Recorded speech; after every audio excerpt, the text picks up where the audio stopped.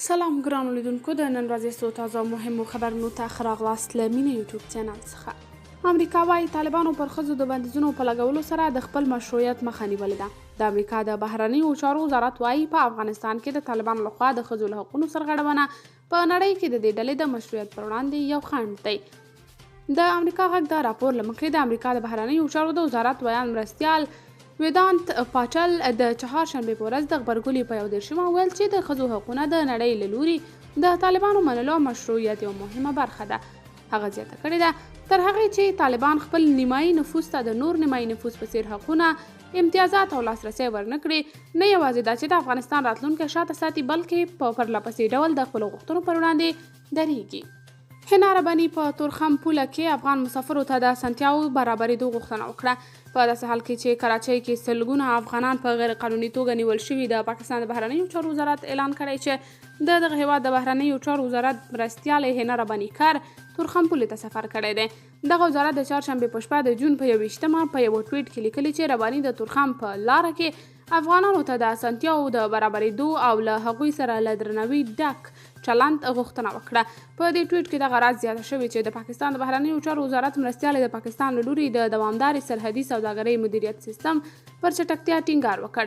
د یادونې وړ ده چې د تورخم له لارې پاکستان ته تلونکي مسافر په ځانګړې توګه ناروغان تل د دغه هیواد د سرحدي مسؤلینو له ناسم چلنده شکایت کوي او وایي چې د قانوني اسنادو له لرلو سره د پاکستاني پولیسو لخوا ځورول کیږي. د اوسپنې پټلۍ ملي ادارې ویلي چې په تیر یوه میاشت کې د هرات د تورغونډۍ بندر له لارې 52 وګونه سوداګریز توکي چې ټول وزن یې 3422 متریک ټنه کیږي او ډیره برخه یې د انارو جوس دی له هیواده بهر صادر شوي دي. اوتنبایو وایي د محدودونکو فرمانونو په شتون کې د طالبانو رسمیت پېژندنه امکان نه لري. د افغانستان لپاره د ملګرو ملتونو ځانګړې استازې روزا اوتنبایو وایي که طالبان پر ښځو د محدودیتونو فرمانونه لغوه نه کړي هیڅ امکان نشته چې حکومت یې په رسمیت وپېژندل شي. د افغانستان په اړه د ملګرو ملتونو د امنیت شورا پرونۍ غونډه تر ډیره د طالبانو په هغه تګلارو متمرکزه وه چې له مخې یې د ښځو او نجونو حقونه محدود شوي دي. د افغانستان لپاره د ملګرو ملتونو د سرمنشي ځانګړې استازې روزا اوتنبایو غونډې ته په خپله وینا کې یو ځل بیا له طالبانو وغوښتل چې پر ښځو د محدودیتونو فرمانونه لغوه کړي. نوموړي وایي له طالبانو سره د خبرو له لارې یې هغوی ته په ډاګه کړي چې که د نجونو او ښځو د کار او تعلیم په ګډون یو شمېر محدودونکي فرمانونه لغوه نه کړي د رسمیت پېژندنې امکان یې نشته. منظور پښتین وایي اختر کې به هم د دوی مزاحمت دوام لري. د شمالي وزیرستان په میرامشاه کې د پوځي مرکز مخې د پښتون ژغورنې غورځنګ لخوا د خپلو ملګرو د خوشي کولو لپاره پرلت دوام لري. د پی ټی ایم مشر منظور پښتین وایي امنیتي ځواکونو د غورځنګ د شمالي وزیرستان رابطه کار عبدالرحمن وزیر د مۍ پر 13 پر سیدګۍ امنیتي پوسته نیولی. پوځ د مۍ په 21 د غورځنګ دوه نور غړي جلال خان او زکیم وزیر هم ونیول. تر اوسه معلومه نه ده چې دغه کسان په کوم ځای کې په زندان کې ساتل شوي او څه تورونه پرې پورې شوي دي. پښتون ژغورنې غورځنګ د دې غړو د خوشي کولو لپاره د جون له 3 تر 9 په میرلي او له 9 نیټې راهیسې د میرامشاه پریس کلب مخې ته پرلت وهلی دی. پرلت د پارلمان غړی او د غورځنګ مخکښ علي وزیر هم ورغلي وه، خو پوځیان نوموړی هم د جون پر 19 د نفرت خپرولو او بغاوت ته د خلکو هڅونې په تور ونیوه. نوموړی د بنو زندان ته لیږل شوی دی. طالبانو له پاکستان سره د سوداګرۍ او ترانزیت اوسنی وضعیت د خوښې وړ بللی. د طالبانو د حکومت د صنعت او سوداګرۍ سرپرست وزیر نورالدین عزیزي له پاکستان سره د سوداګرۍ او ترانزیت اوسنی وضعیت د خوښې وړ بللی دی. دغه وزارت په یوه خپره کړې خبرپاڼه کې چې پرون چهارشنبه یې پر ټویټر خپره کړې د عزیزي په حواله ویلي دواړو لوریو اوس مهال د سوداګرۍ او ترانزیت په چارو کې اسانتیاوې رامنځته کړي او دغه چارې یې پراخه کړي دي. د صنعت او سوداګرۍ وزیر دغه خبرې په کابل کې د پاکستان له سفیر عبدالرحمن نظامانی سره د ملاقات پر مهال کړي دي. پخوا تر دې افغان سوداګرو له پاکستان سره د سوداګرۍ او ترانزیت له وضعیته شکایتونه درلودل او د تېرې مۍ میاشتې په لومړیو کې په ظاهره د همدې ستونزې د حل لپاره د طالبانو د سوداګرۍ وزیر په مشر یو پلاوی پاکستان اوکرایني چارواکي وایي د بیا رغونې لپاره نږدې 2 میلیارډ ډالرو ته اړتیا ده. د اوکراین صدر اعظم ډینیس شمیهال وایي تمه لري چې د دې هیواد د بیا رغونې لپاره د نږدې 2 میلیارډ ډالره بسپنه یقیني کړي.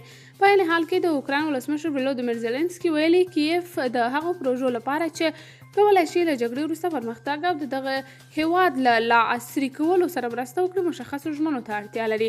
د اوکراین صدر اعظم شمیهال پرون په لندن کې د اوکراین د بیارغونې کنفرانس ته وویل جګړې کیف له دویمې نړیوالې جګړې وروسته په اروپا کې د بیارغونې له یوې سترې پروژې سره مخ کړی دی. هغه زیاته کړه چې په راتلونکو 12 میاشتو کې به د بیارغونې د چارو لپاره څه باندې 6 میلیارډ ډالرو ته اړتیا وي. هغه وروسته پر ټلګرام ولیکل دی تمه کوي چې وبکړی شي نږدې 2 میلیارډ ډالر یقیني کړي. امریکا ته د مودي سفر ایلن ماسک وایي ټسلا به څومره ژر چې کېدای شي په هند کې فعالیت پیل کړي. د ټسلا موټر جوړونکي شرکت مشر ایلن ماسک وایي د برېښنايي موټر جوړونکي شرکت به څومره ژر چې کېدای شي هند کې فعالیت پیل کړي. نوموړي دا څرګندونې د هند له لومړي وزیر نریندرا مودي سره تر لیدنې وروسته وکړې. د یادونې ده چې لومړی وزیر نریندرا مودي د امریکا متحده ایالاتو ته په یو رسمي سفر تللی دی. د هند حکومت وايي ښاغلی ماسک ته یې بلنه ورکړې چې هیواد کې د برېښنايي توکو اړوند نوښتونو او پرمختګونو ته زمینه برابره کړي او همدارنګه د فضایي چارو اړوند سوداګرۍ کې هم کاروبار پیل کړي. ښاغلي ماسک په دې اړه وویل مناسب وخت په تمه دی ترڅو وکولی شي د دې هر څه رامنځته کول ممکن کړي. د یادونې ده چې ښاغلي ماسک د خواله رسنۍ ټویټر څښتن هم دی. له ښاغلي مودي سره د ښاغلي ماسک لیدنه څو ورځې وروسته له هغه وشوه چې د ټویټر بل شریک جیک ډورسي پر هند تور پورې کړ. ښاغلي جیک هند حکومت تورن کړ چې هند د ځینو منځپانګو په لرې کولو کې ورسره مرسته نه کوي او ګواښ یې وکړ چې دا پلیټ فارم به بندوي.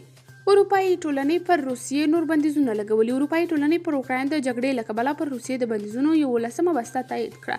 د اروپایي کمیسیون مشر اورسلا فون ډیر لاین وایي چې پر روسیې د لګول شویو 11م پړاو بندیزونو هدف تر ډیره هغه کمپنۍ او شرکتونه دي چې د اوکراین په جګړه کې د کرملین ملاتړ کوي. نوموړي پر خپله ټویټر پاڼه لیکلي له دې بندیزونو سره به هغه مواد ته د روسیې لاسرسی بند شي چې د بندیزونو په لیست کې شامل شوي دي. پر روسیې د اروپایي ټولنې د بندیزونو 11مه بسته کې 21 کسان او 23 بنسټونه له اروپایي ټولنې منع شوي او دغه ټولنه کې یې هر ډول پانګه کنګل کیږي. وروستی خبر دا چې د ملګرو ملتونو د خوړو او کرنې اداره FAO وایي له افغان بزګرو سره د غنمو د 10,000 متریک ټنه اصلاح شوي تخم مرسته کوي.